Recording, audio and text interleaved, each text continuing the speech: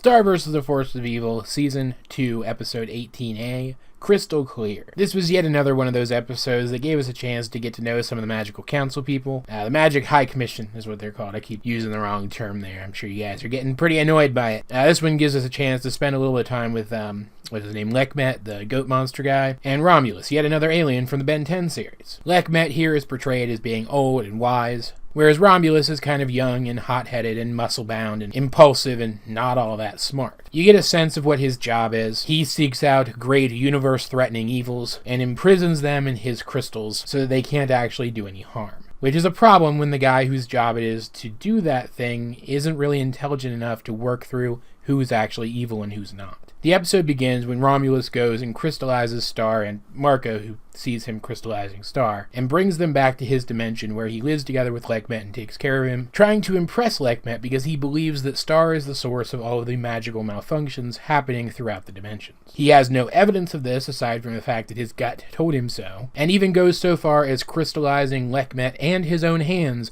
when all three of them seem to insist that he's wrong. That's right, his hands are talking snakes for some reason. I imagine they're supposed to be like his advisors or something, because otherwise there's not really much point in having talking snakes for hands. His design is really cool though. I do like Romulus's design, even if I am gonna rag on it a little bit in this review. Romulus, though, does have quite a bit in common with Star. They're both very impulsive people, very leap-before-you-look type of people. So once he actually decrystallizes Star and talks to her, the two do get on quite well, and she convinces him that she's not the source of whatever's happening. But she does let slip to him that Glossaryck was taken away from her, revealing that her parents didn't tell the High Commission about it, and at the same time inspiring Romulus to reveal to us, the audience, as he reveals to Star, that Glossaryck is actually incredibly powerful and incredibly important, and confirms something that I've been theorizing about, the fact that Glossaryck is all-knowing. He knew that all this was going to happen, just as I thought that he did, which basically confirms my theory that this is all part of his grand plan. Romulus ends up taking Star and Marco back to Earth, returning Marco to normal in the process, and Star agrees not to tell her parents what he did, just so long as he agrees not to tell the Magical High Commission about Glossaryck. It's kind of a win-win sort of situation, though. All of the minor background characters that Romulus had crystallized that were implied to